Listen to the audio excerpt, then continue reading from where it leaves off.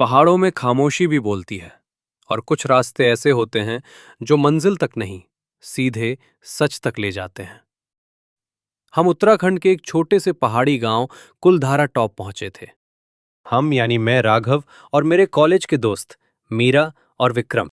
शाम ढल रही थी। धुंध इतनी घनी थी कि 5 कदम आगे कुछ दिखाई नहीं दे रहा था। मीरा कैमरा सेट करते हुए बोली, राघव, इस गांव में कुछ अजीब सा है। लोग आंख मिलाकर बात नहीं कर रहे।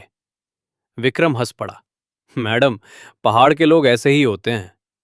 तभी हमने देखा, गांव के ठीक ऊपर पहाड़ के बीचों बीच पत्थर की सीढ़ियां। कोई मंदिर नहीं, कोई घर नहीं, बस सीढ़ियां जो सीधे धूध में गुम हो रही थी। जब मैंने गांव के एक आदमी से पूछा, ये सीढ़ियां कहां जाती हैं, उसने सिर झुका लिया और बस इतना कहा, सूरज ढलने के बाद उधर मत जाना। उस रात हम गांव के एक पुराने गेस्ट हाउस में रुके। बारिश शुरू हो चुकी थी। आधी रात। धप धप आवाज आई, मानो जैसे कोई पत्थर पर चल रहा हो। मीरा ने खिड़की से झांका। राघव, वो वहां सीढ़ियों पर कोई है। धूत के बीच एक परछाई धीरे धीरे ऊपर चढ़ती हुई नजर आ रही थी। विक्रम बोला, चलो देखकर आते हैं। शायद कोई चरवाहा हो जिसे घर लौटने में देर हो गई हो। मैं मना करना चाहता था, लेकिन पता नहीं क्यों कुछ ऐसा हुआ, हम तीनों टॉर्च लेकर बाहर निकल पड़े। सीढ़ियों के पास पहुंचते ही अचानक हवा एकदम ठंडी हो गई। पहला कदम रखते ही मेरे कानों में फुसफुसाहट गूंजी, वापस चला जा। मीरा ने घबरा कर कहा, तुमने कुछ सुना?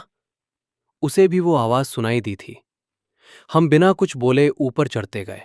सीढ़ियां खत्म होने का नाम नहीं ले रही थी। जब हमने पीछे मुड़कर देखा, गांव गायब था। नीचे कुछ नजर नहीं आ रहा था सिवाय घुप अंधेरे के। विक्रम घबरा गया और बोला, ये रास्ता गलत नजर आ रहा है, नीचे चलो। लेकिन नीचे जाने पर सीढ़ियां और ऊपर लिए जा रही थी। जितना नीचे जाने की कोशिश करो, सीढ़ियां उतना ही ऊपर ले जाकर रखती थी।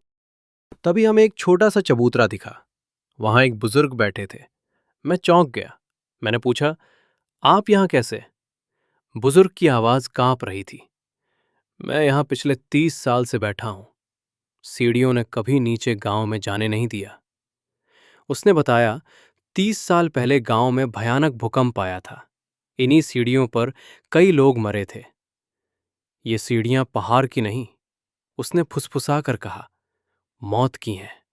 जो यहां चढ़ता है वो अपनी मौत की ओर चढ़ता चला जाता है। तभी मीरा चिल्लाई, राघव, विक्रम कहीं दिख नहीं रहा। विक्रम धूध में गायब हो चुका था। और तभी हमें नीचे से आवाज आई।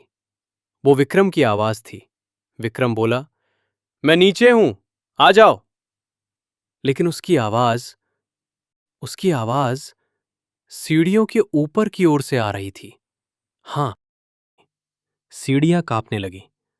बुजुर्ग ने मेरी ओर देखा और बोला, अब तुम्हारी बारी है राघव बेटा। मीरा रोने लगी, माफ कर दीजिए, हम बाहर निकल जाएंगे, प्लीज, फिर कभी नहीं आएंगे, हमें जाने दो। लेकिन तभी मैंने नीचे देखा। गांव नजर आने लगा था और गांव के बीच मुझे दिखी मेरी अपनी तस्वीर, फूलों से सजी हुई। कुछ लोग मेरी अर्थी लिए जा रहे थे। मेरे कानों में आखिरी शब्द गूंजे, जो इन सीढ़ियों पर चढ़ा वो कभी जिंदा नीचे नहीं उतरता।